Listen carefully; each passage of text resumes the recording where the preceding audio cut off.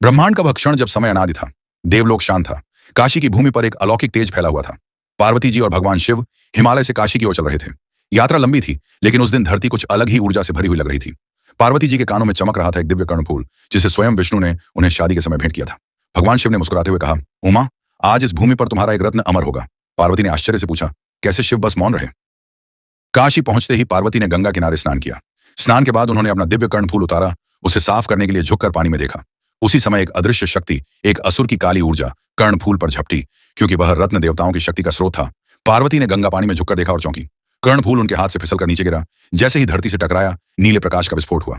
गंगा की लहरें ठहर गईं, हवा में एक दिव्य गंध फैल गई। धरती फूलकर एक कुंड में बदल गई। शिव तुरंत समझ गए कि असुरों ने एक बड़ी शक्ति को चुराने की कोशिश की है। शिव का तीसरा नेत्र हल्का लाल हुआ। उन्होंने त्रिशूल उठाया और धरती को छुआ। धरती कांप गई और कर्णफूल की रक्षा के लिए वहां प्रज्वलित हुई अक्षय अग्नि। यह आग साधारण नहीं थी, यह वह आग थी जो देवताओं का तेज लेकर बनी थी, समय के अंत तक जलने की शक्ति रखती थी, आत्माओं को मोक्ष देने वाली थी। शिव बोले, यहां जो भी देह छोड़ेगा, मैं स्वयं उसे मोक्ष दूंगा, और यह अग्नि प्रलय तक नहीं बुझेगी। आज वही अग्नि मणिकर्णिका घाट पर निरंतर जलती है, दिन रात सदियों से। कर्णफूल के गिरने से जो कुंड बना, उसकी गहराई सामान्य नहीं थी। एक बार शेषनाग स्वयं कर्णफूल के गिरने से जो कुंड बना, उस स्थान पर प्रकट हुए। उन्होंने शिव को प्रणाम किया, बोले, प्रभु, यह स्थान मेरे लोक से जुड़ गया है।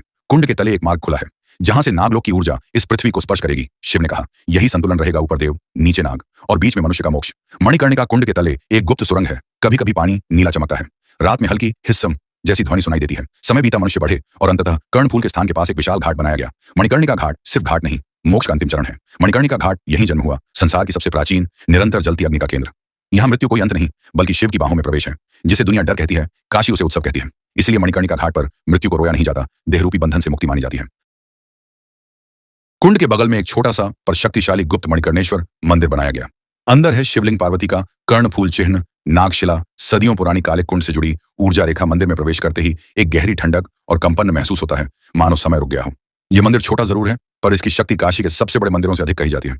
कुंड का पानी कभी नहीं सूखता, अग्नि कभी नहीं बुझती। रात के समय मंदिर में घंटियों की आवाजें आती हैं। कुंड के पास फोटो लेने पर नीली रोशनी कैद होती है। कई बार लोग पानी में सांप जैसे साए तैरते देखते हैं।